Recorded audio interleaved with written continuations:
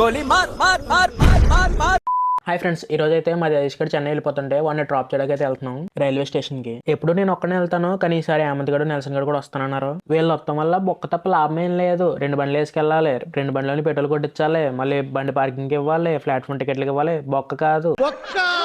Station కి అయితే reach అయిపోయాం. నా సైడ్ నుంచి చిన్న రిక్వెస్ట్ ఏంటంటే, మీరు ఎవరైనా మన రాజమండ్రి స్టేషన్ కి వస్తే ఎవరైనా ట్రైన్ ఎక్కించడం కోసం ఖచ్చితంగా ప్లాట్ఫామ్ టికెట్ తీసుకోండి.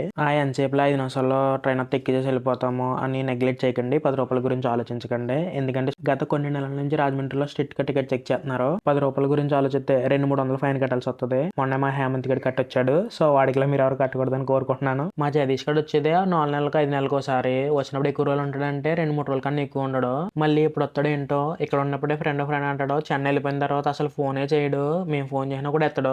మీ లైఫ్ లో కూడా ఒక ఫ్రెండ్ ఉంటాడు కదా, ఊరు నుంచి వస్తున్నామంటే ఎన్ని పనులు ఉన్నా పక్కన పెట్టి పికప్ చేసుకోవడానికి వస్తాడు. ఆ ఫ్రెండ్ ఏమని కామెంట్ చేయండి.